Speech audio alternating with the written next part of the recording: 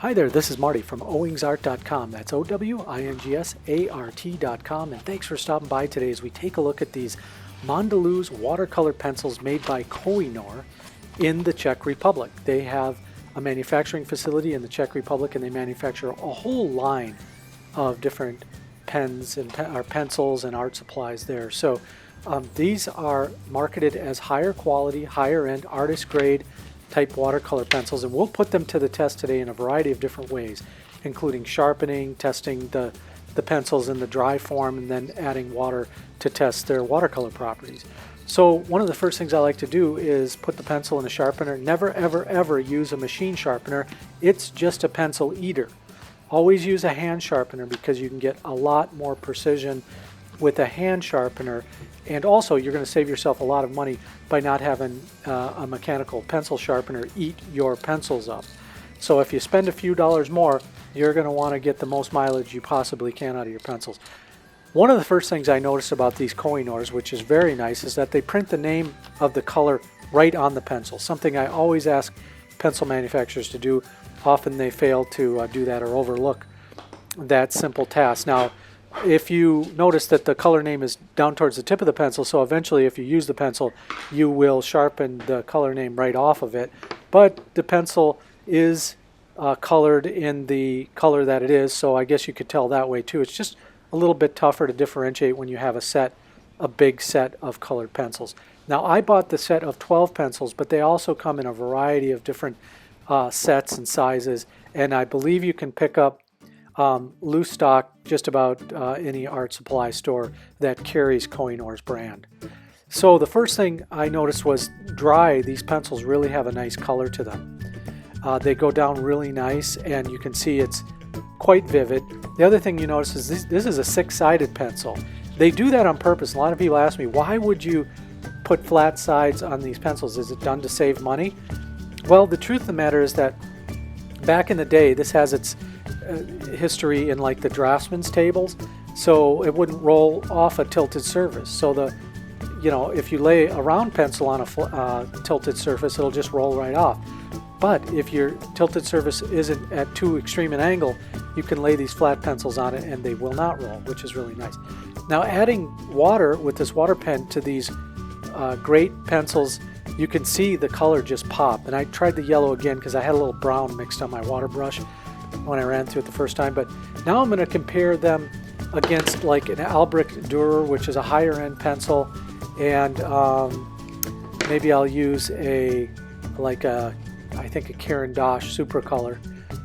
I think that's what I use. Okay, so there's the Albrecht Dürer next to the two inside colors are Faber-Castell. I'm sorry, Faber-Castell, and the two outside colors are the Koh-I-Noors. So, if you go back and pause it there, you can see that most of the pencil marks from the Koh-I-Noors are still there. There's some latent remnants of pencil marks, whereas in the Faber-Castell, they dissolve right away. And they dissolve right away because maybe they are just slightly better in terms of the chemical properties that make the pigment dissolve or what have you. The other thing that's interesting about these Mondeluz pencils is they are made with like a kaolin white clay. So, that's what the core is. It's like a clay, and then they add the pigment to it.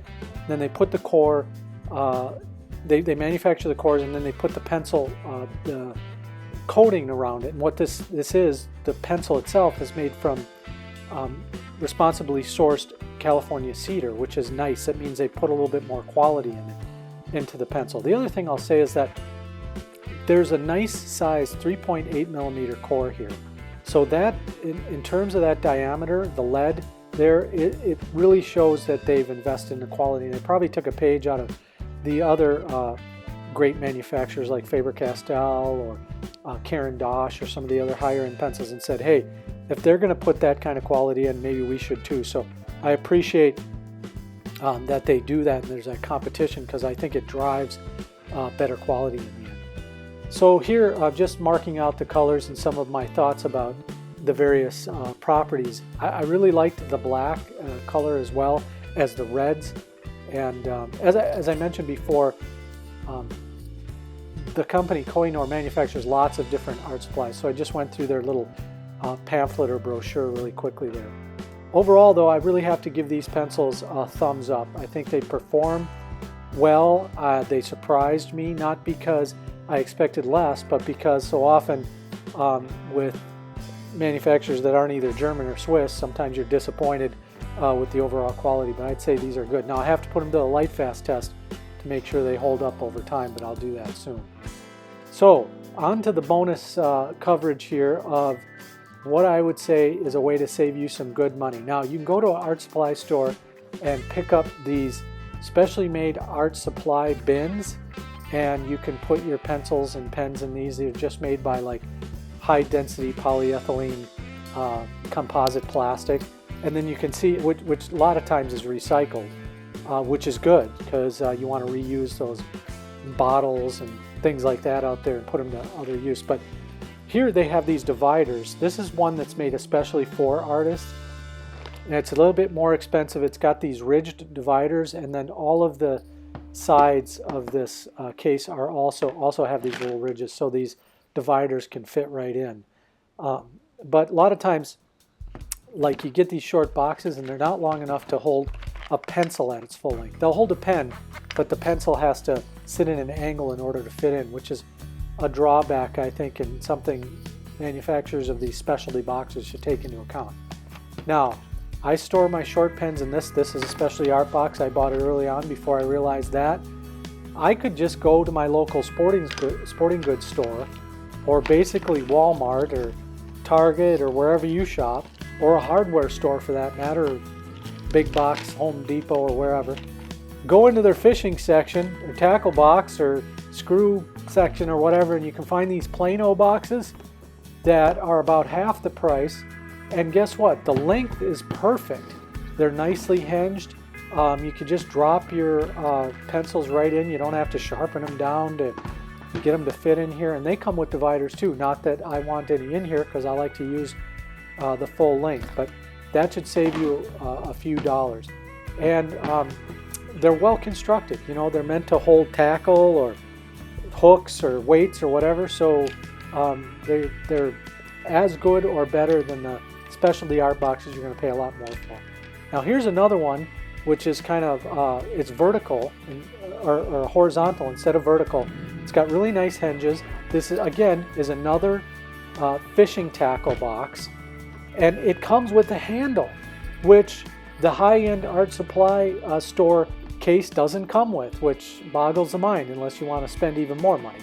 So this, for about, I'd say, a third of the price of the more expensive handled one, one with a handle that you can buy in an art store, comes with the handle built into the box. And you can put these dividers in and basically name your own length, and they fit perfect. This is a full-length pencil, sharpened at the factory, and it fits nicely in this case. Now here's even a bigger case that came pre-made with dividers, again made for like tackle or what have you. And my Faber-Castell Pitt pens fit just absolutely snug, perfect in here, even the big round ones. So, you know, I can separate them by color. They're easy to grab, and I can throw this in my backpack or bag or whatever and take it into the field with me pretty easily without throwing all these into a bag or a very expensive pencil or pen case and then having to go through that. Like if they're in a bag, if they're bunched in there, then you got to search through and find the various markers that you're looking for. Instead, you just get this handy case. They're all organized. I put the tips on the end so that I can read whether it's a brush pen or a different type on that side. On the other side, I neglected to flip them over, but I can see just looking through there that these are all brushes in here. But anyway, the case opens up really nice. I don't know what I'll use the middle dividers for, but like I said, it just fits the markers perfect. So again, tackle box. So pretty cheap, inexpensive solution, and made with recycled plastic. One of the things that these come in a variety of widths, lengths, and thicknesses. So if you compare those when you're at the, so here's what I'll say. Take a pencil, a pen, whatever your major art material is, brushes, whatever you use, take it to the hardware store, wherever you're going to go to pick these up cheap, and or Walmart, wherever you go. Take it, put the pencil in there or the pen, and just make sure it fits. And there's usually some of them that are lying open. They're not really packaged up with too much packaging or whatever. So you're usually just able to really open them really easily and see whether your stuff will fit. So again, these are really stackable. So I'm just comparing the one I bought at the big box hardware store or wherever, and the one that I bought at the higher end art supply place. And you can see that, or the specially made boxes for that, you can see that the one I bought at the big box is even wider, so it fits the pencils perfect. So yeah, like I said, there's a lot of stacking options with these. You can, for storage, they're great, easy to use. So I've probably gone on a lot longer than I should have about these, but they're just great, and they're really inexpensive. So I think for the 3 boxes I have here, I probably spent less than $15 US.